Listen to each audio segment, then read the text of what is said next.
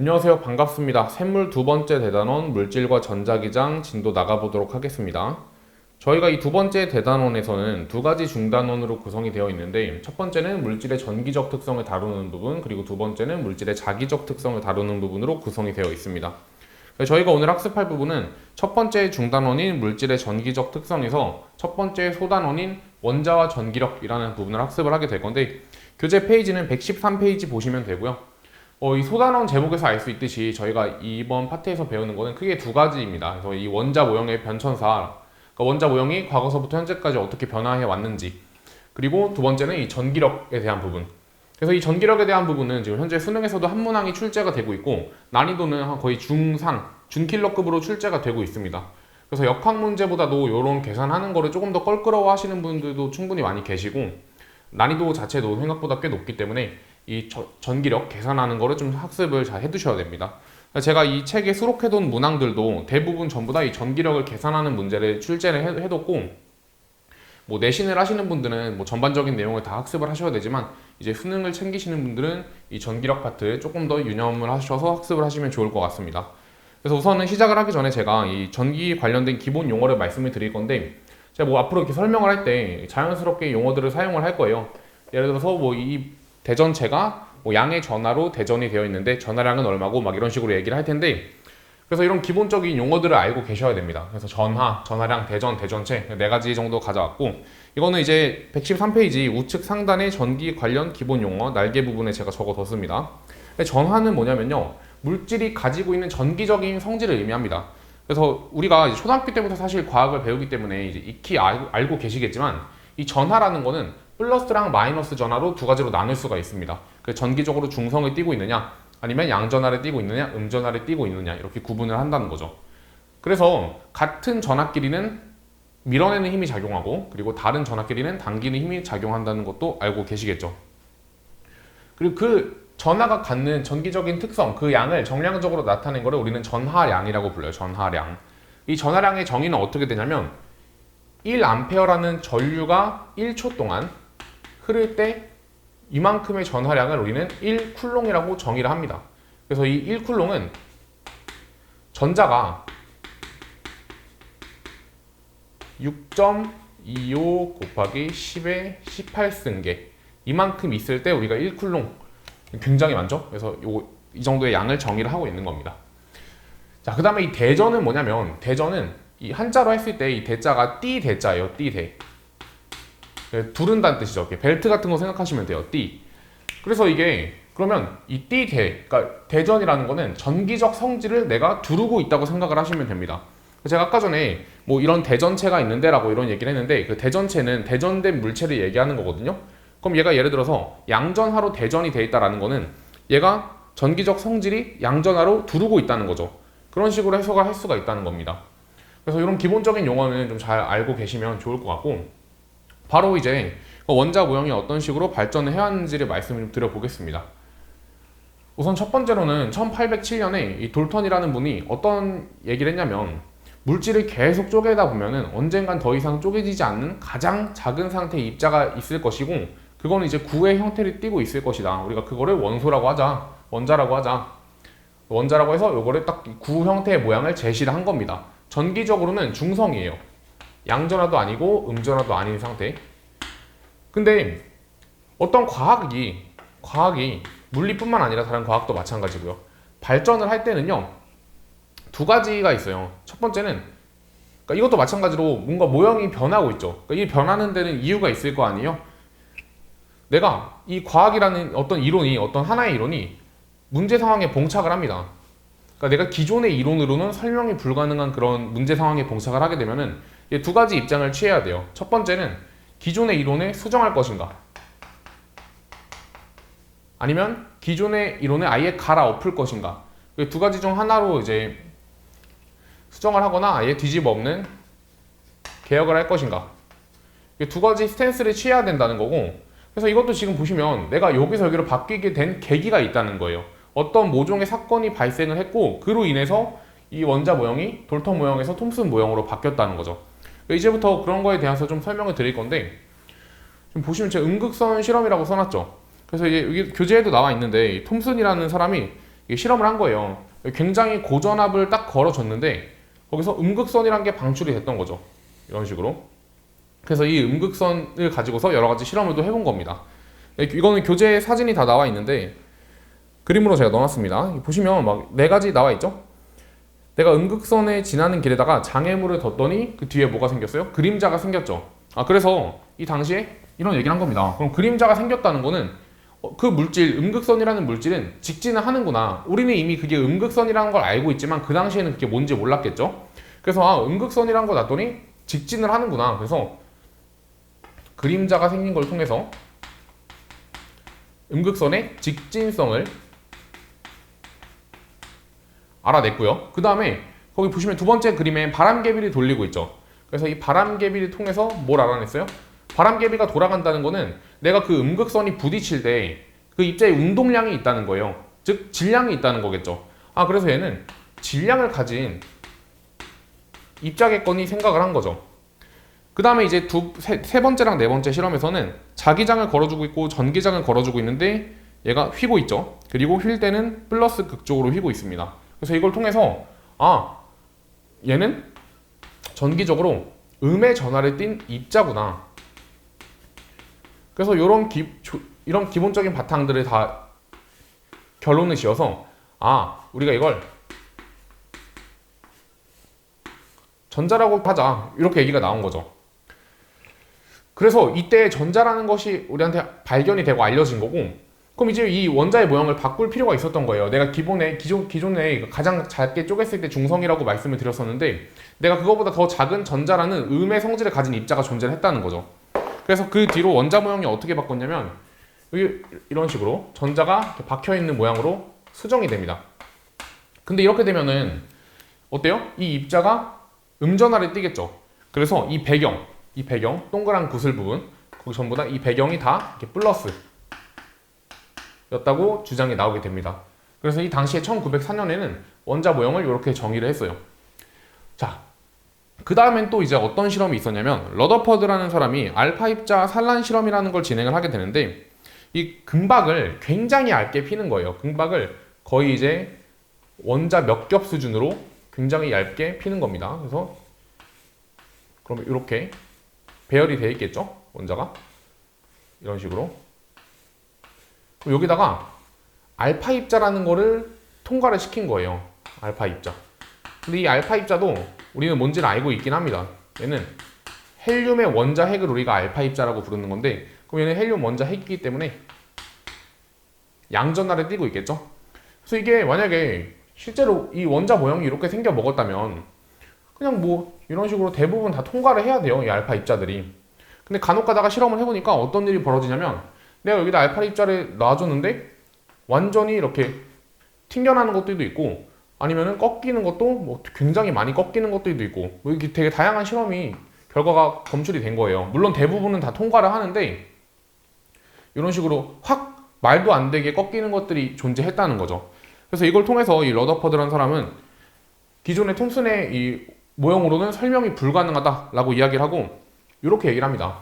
가운데 전자보다 무겁고 큰 원자 핵이라는 게 들어있다. 양의 성질을 갖고 있는, 양전하를 띠고 있는. 그리고 그 주변에 전자가 돌고 있다. 이런 식으로 표현을 합니다. 그러면 말이 된다는 거죠. 내가 이제 이런 데를 지나는 거는 대부분 다 통과를 하지만 이 원자 핵 근처로 다가가는 애들은 완전 크게 휘거나 아니면 거의 180도 이상 꺾여서 튕겨난다는 거죠. 그래서 러더퍼드가 1911년, 불과 한 100년 정도밖에 안 됐죠. 그때 이런 모양을 제시를 하게 됩니다. 근데 이 러더퍼드 같은 경우는 러더퍼드 모형의 한계가 극명하게 존재를 했는데, 그건 뭐였냐면 두 가지를 써놨는데, 이거는 제가 그 다음 시간 두 번째 소단원을 할 때 조금 더 말씀을 드릴 거예요. 이 원자의 안정성 문제랑 불연속적인 스펙트럼 문제라고 되어 있잖아요. 제 위에 것만 오늘은 좀 설명을 드리려고 하는데, 우선은 그런 걸 좀, 그런 기본 배경 지식을 알고 있어야 돼요. 저희가 전자가 가속 운동을 하게 되면요, 가속 운동, 그러면 전자기파라는 거를 방출하게 됩니다. 전자기파. 이 전자기파는 에너지예요, 에너지. 그럼 내가 이 전자가 가속 운동하면서 에너지를 방출하게 되면 어차피 이거 원운동도 가속 운동이기 때문에 방향이 바뀌잖아요, 그렇죠? 그럼 전자기파가 방출하게 되고, 그럼 에너지를 방출하기 때문에 에너지가 점점 줄어들게 되겠죠. 그래서 언젠가 얘가 빙글빙글 돌다가 이 원자 핵과 충돌을 한다는 거예요. 그렇기 때문에 이 원자의 안정성이 성립이 안 된다는 거죠. 그래서 이런 문제점을 안고 있었기 때문에 이 닐슨 보어라는 사람이 1913년에 양자화라는 개념을 도입해서 이 전자는 정해진 전자 껍질 궤도만을 돌고 있다. 이렇게 이제 이야기를 합니다. 물론 이 보어 원자 모형에도 어느 정도 한계는 있고, 그래서 현대 과학자들은 양자역학을 도입을 해서 이 전자라는 거는 내가 위치랑 운동량을 동시에 정확하게 파악할 수가 없다. 그렇기 때문에 이 전자는 어느 한 곳에 위치한 걸 딱 그리는 게 아니라 확률상으로만 어딘가에 존재한다고 표시를 할 수가 있다는 거예요. 그러니까 내가 예를 들어서 뭐 이 부분에 확률이 있을 가능성이, 전자가 있을 가능성이 높고 뭐 이 부분에 전자가 있을 가능성은 낮고, 그 정도로만 판단이 가능하다는 거죠. 그래서 얘는 그 확률에 대해서 표시를 한 게 바로 현대 원자 모형입니다. 자, 아무튼 이런 식으로 쭉 변천사를 거쳤는데, 뭐 이게 수능 시험에서는 거의 나오고 있지 않지만 내신 시험에서는 어떤 거에 대해서 좀 자주 물어보냐면 그런 실험에 대한 결과라던가 의의를 알고 계셔야 돼요. 예를 들어서 음극선 실험의 의의가 뭐냐라고 하면은 저희는 뭐라고 대답하시면 되냐면 얘는 전자의 발견입니다. 그리고 또 알파 입자 산란 실험의 의의가 뭐냐? 그럼 얘는 뭐라고 하시면 돼요?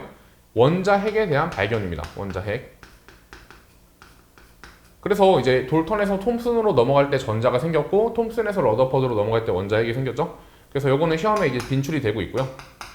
그 다음에 또 자주 물어보는 게 뭐냐면 이런 실험 자체에 대한 해석도 하실 수 있어야 됩니다. 예를 들어서 그림자가 생겼다는 거는 음극선이 직진성을 가지고 있는 것을 나타낸다. 뭐 이런 것도 맞추실 수 있어야 되고, 그리고 바람개비가 움직였다는 거는 질량을 갖고 운동량을 가진 입자라는 거, 그리고 전기장과 자기장에서 휘었다는 거는 음극을 가지고 있다는 거, 이런 거를 해석이 가능해야 된다는 거죠. 그 다음에 이 러더퍼드의 알파 입자 실험도 마찬가지로 내가 이런 식으로 꺾인 걸 통해서 원자 핵을 발견했다 라고 이야기를 하실 수가 있어야 된다는 겁니다. 그 시험에서는 이런 부분에 대한 거를 좀 자주 물어봐요. 순서에 대한 거를 물어보기도 하고, 아니면 이런 그 실험들에 대한 결과나 의의가 뭐냐, 이런 질문을 좀 자주 한다는 겁니다. 자, 그 다음에 다음 페이지 넘기셔서 전기력에 대한 부분을 좀 설명을 드리겠습니다. 자, 전기력은 뭐 여기서도 나와 있듯이 두 전하 사이에 작용하는 힘을 우리가 전기력이라고 불러요. 그리고 거기 보시면 여기 A라는 플러스 전하, 그리고 B라는 플러스 전하가 있죠. 같은 전하 길이는, 같은 극의 전하 길이는 서로 밀어냅니다. 그렇기 때문에 여기선 A랑 B는 둘 다 플러스이기 때문에 밀어내는 힘을 작용하겠죠. 그래서 A가 받는 힘은 왼쪽, 그리고 B가 받는 힘은 이렇게 오른쪽으로 표시를 하고, 그리고 이 힘은 이렇게 표현을 해요. F는 K 곱하기 R제곱분의 Q1, Q2. 그래서 이 K가 의미하는 거는 상수값이고, 이거는 굳이 외우실 필요는 없습니다. 이 R제곱은 거리에 대한 제곱, 얘네에 대한 거리에 대한 제곱이고, 그리고 Q1과 Q2는 각각의 전하량, 제가 여기 말씀드렸죠? 전하량, 각각의 전하량의 곱으로 표현이 된다는 거예요. 그래서 내가 지금 보면은 A가 받는 전기력은 이렇게 쓸 수가 있고요, B가 받는 전기력은 이렇게 쓸 수 있는데, 어차피 내가 이 전기력을 계산할 때도 Q1과 Q2를 동시에 쓰고 이 전하량을 계산할 때도 Q1과 Q2를 동시에 쓰잖아요. 그럼 이 힘과 이 힘은 어떨 수밖에 없겠어요? 같을 수밖에 없겠죠. 이거 그리고 작용 반작용으로도 얘기를 할 수가 있어요. A가 B를 미는 힘과 B가 A를 미는 힘은 작용 반작용 때문에 이 두 개는 같을 수밖에 없다는 거죠. 시험에는 이제 어떤 식으로도 출제가 되냐면 이런 식으로 가벼운 문제긴 한데, 자, 이런 걸 주어지고 FA랑 FB랑 FC, 그러니까 즉 얘네가 받는 전기력의 B를 구하여라, 이런 식으로 출제가 될 수 있다는 거예요. 근데 이걸 실전에서 풀어내실 때는 여러분들이 이걸 다 적는다고 생각해 보세요. 굉장히 오래 걸리겠죠. 그러니까 예를 들어서 내가 요 사이 거리가 R이고 요 사이 거리가 R인데, 그럼 A 같은 경우는 B한테도 힘을 받고 C한테도 힘을 받잖아요.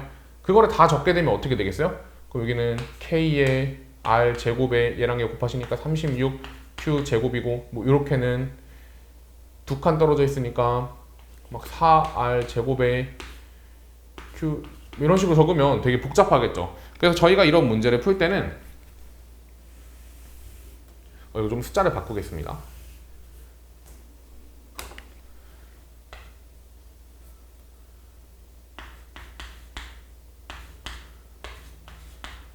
이런 문제를 풀 때는 그 상대값을 잡아서 푸시는 게 이제 가장 수월하게 풀어낼 수 있는 팁이에요. 그러니까 내가 어차피 이 r 제곱이라는 거는 이렇게 구하든 이렇게 구하든 다 들어가는 값이기 때문에 그런 거를 배제하고, 그리고 어차피 상수도 전부 다 곱해지는 값이기 때문에 배제를 하고 숫자만 쓰자는 거죠. 예를 들어서 지금 a 한번 풀어볼게요. fa부터. 자, a는 b가 왼쪽으로 밀어줘요. 그쵸? 왜냐면 같은 극을 갖고 있기 때문에 b는 a를 이렇게 밀어버린다고요. 이렇게. 자, 그럼 제가 그 힘을 한번 써볼게요. 어떻게 쓰면 되죠? 왼쪽이니까 마이너스를 붙이겠습니다. 마이너스 거리가 r 제곱이니까 어차피 개수는 1이죠. 그리고 요거랑 요거의 전화량을 곱하시면은 9가 나옵니다. 그렇기 때문에 얘는 그냥 마이너스 9라고 적어주시면 된다는 거죠. 그 다음에 C도 A를 어때요? C는 A를 당겨요. 어느 쪽으로? 오른쪽으로. 그럼 제가 이거는 다른 색깔로 표시를 해보겠습니다.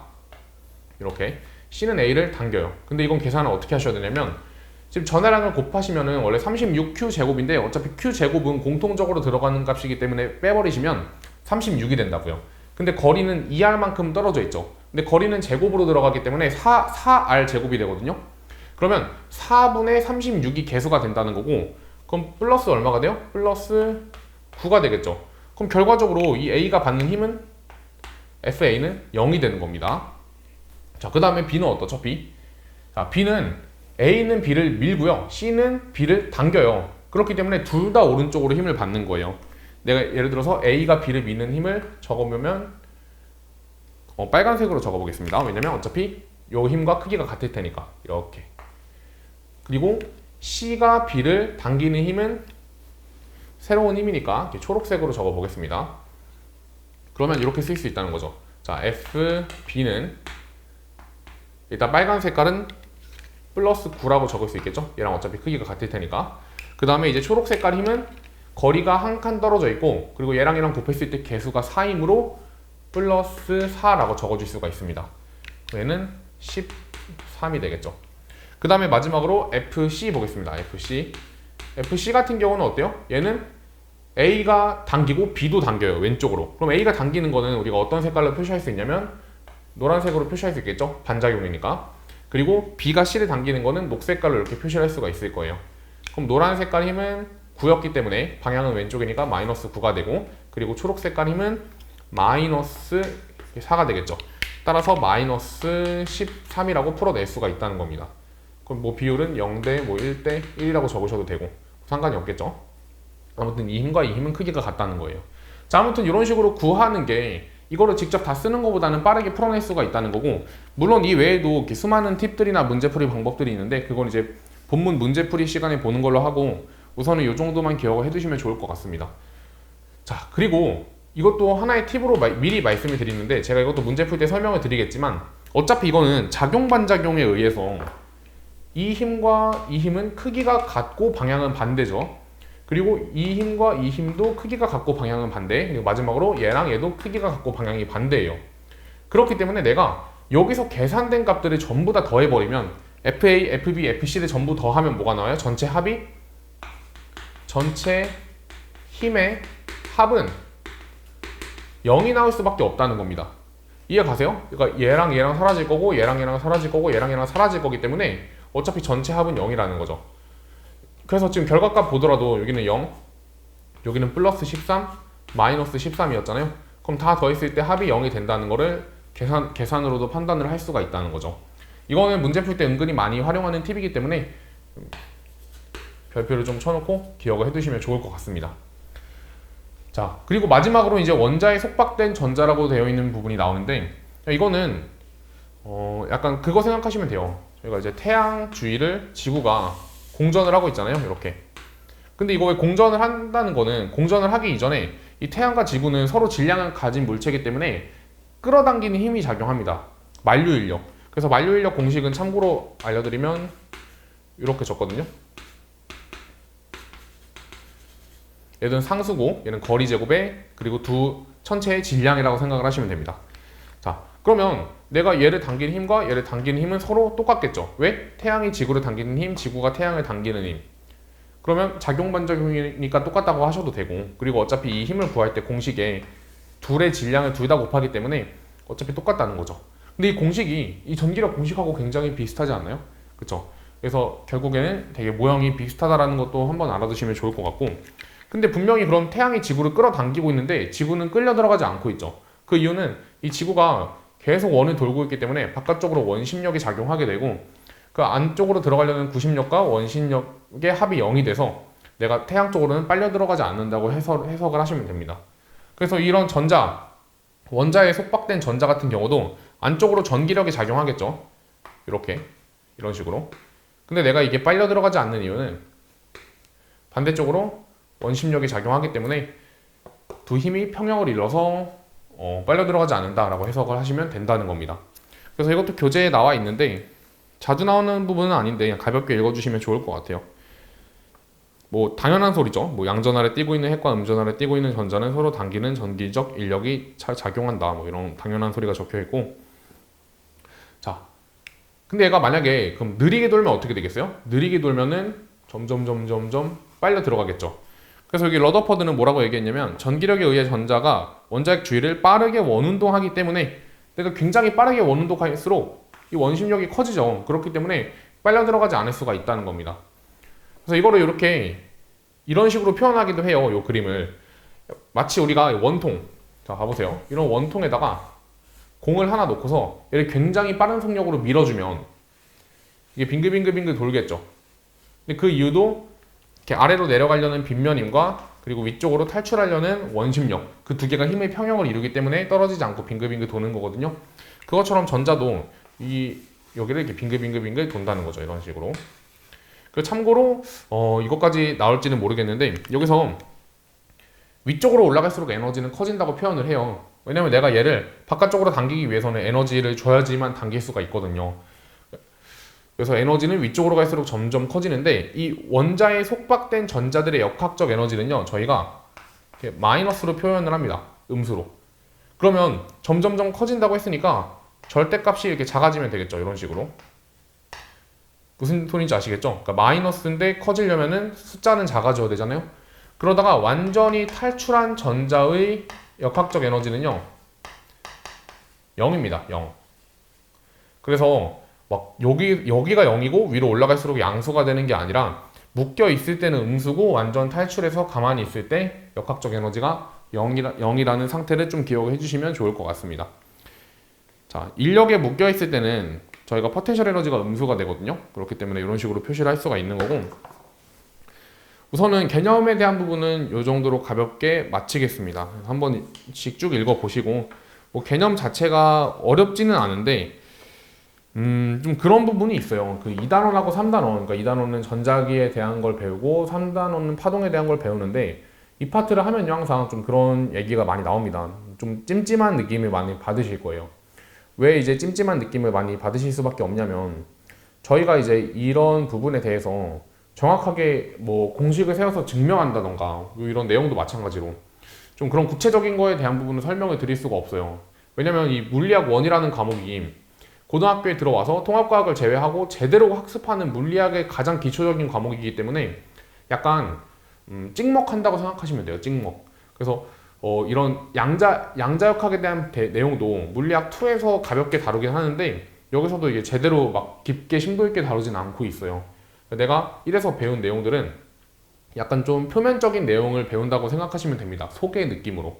그래서 그냥 어느 정도는 받아들이시고 그거에 대해서 내가 진짜 궁금하고 탐구하고 싶으면은 그 다음 상위 과목들이 뭐 물2라던가 아니면 대학교의 일반 물리학이나 전공 물리학을 학습을 해보셔야지 이런 부분에 대한 거는 이해가 되신다는 거고, 그래서 어느 정도는 좀 타협을 해야 됩니다. 저희가 현실하고 결국에 저희가 이 수업을 듣고 강의를 보고 뭐 문제를 푸시는 분들은 결국에 수능을 좀 잘 보거나 내신 점수를 잘 받으시려고 듣는 거기 때문에 뭐 어쩔 수 없이 막 내가 막 너무 어느 정도의 호기심은 좀 타협을 해야죠. 그냥 아 그렇구나 그냥 받아들이는 거구나. 그래서 그런 부분은 또 어느 정도로 좀 갖추시고 도저히 납득이 안 되면은 뭐 좀 찾아보긴 하되 깊게 팔 필요는 없다는 겁니다. 그래서 아무튼 이 정도까지 학습을 해주시면 좋을 것 같고 저는 다음 시간에 그 문제풀이로 찾아뵙도록 하겠습니다. 그 참고로 말씀드리는데 207번부터 214번까지는 교육과정에서 벗어나 있는 문제이기 때문에 그 부분은 제외하고 215번부터 해서 230번까지 쭉 풀어내는 걸로 하겠습니다. 아무튼 들어주셔서 너무 감사하고 다음 시간에 뵙도록 하겠습니다. 감사합니다.